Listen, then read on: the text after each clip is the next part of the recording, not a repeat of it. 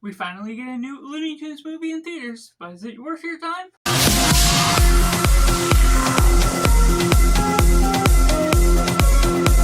Hello and welcome to Cinema, where we focus on film. I'm Josh, this is Simply Cinema. Let me know down in the comments below what you thought of The Day the Earth Blew Up, a Looney Tunes movie. Was it good, was it bad, or somewhere right in the middle?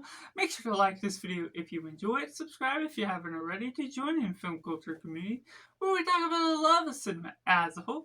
And getting right into the synopsis. Porky and Daffy became a pair of unlikely heroes when they discovered the antics of things going on at the bubblegum factory that unravels a plot of an alien that's seeking out mind control. And taking it into the positive, this is just a fully animated Looney Tunes movie that you get to enjoy in theaters. It's a good family time.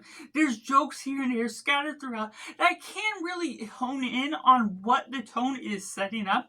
It's going about this odd couple of Porky Pig and Daffy Duck, and they remain consistent throughout. There's not necessarily other Looney Tunes characters, but what we're focusing in on is supportive enough for the nature of what the plot is aiming for that it's focused in and being able to really build upon itself. There's a little bit of a romance aspect with Petunia Pig as well later on in the film, but the way you build up the plot, add in some little elements here and there, and tackle some themes of family, of working together, some oddities with the nature of being able to learn to get together, is something that really builds itself up to be something more within this film, something good and understandable for kids that just go in for the jokes, and for adults that just can enjoy the nature of what they may be getting out of it, whether you had a connection in the past to Looney Tunes, to which I kind of a little bit,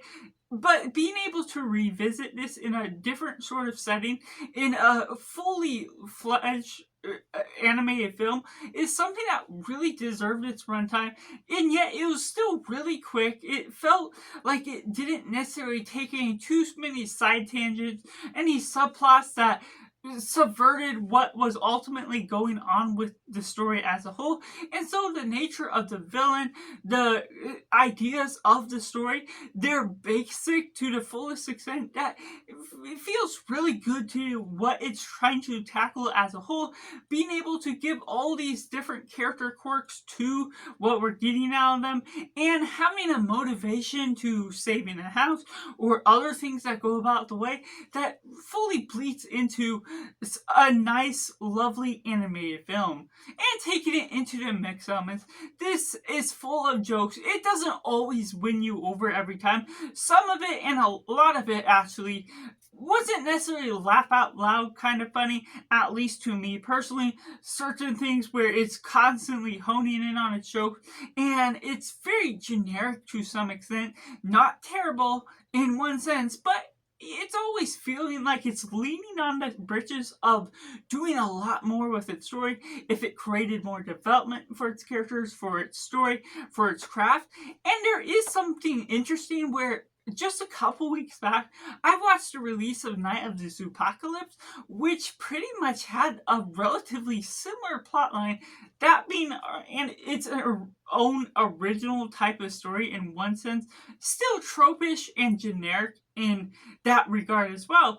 But where that hones in with what I'm talking about with this is it's going about this alien invasion and other things that go about along the way, things tackling mind control.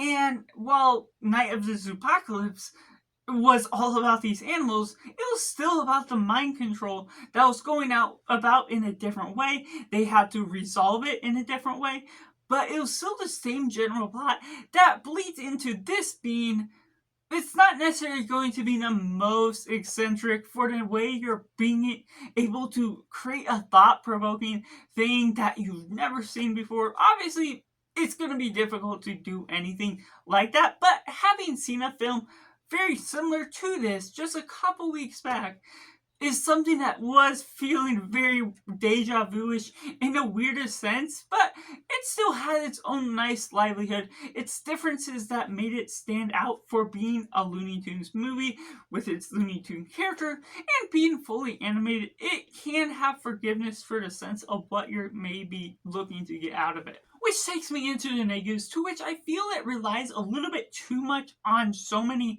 different tropes that not only makes it feel more generic, blend in with the rest of the animated films, which won't necessarily make it as rewatchable, but also in the realm of leaning onto some things that give it an easy escape route. Obviously, there's callbacks that are clever in the way that it builds upon its own plot, but it also still falls into some things where it almost creates a deus ex machina moment where something happens in the way that it needs to be in order for the plot to move forward, or in order for certain characters to survive, creating this environment where you're not necessarily built up on the suspense of the danger that could be held for this alien mind control that's all going on with this bubblegum experiment that's working out itself, and also creating these subplots that, while they can be intriguing,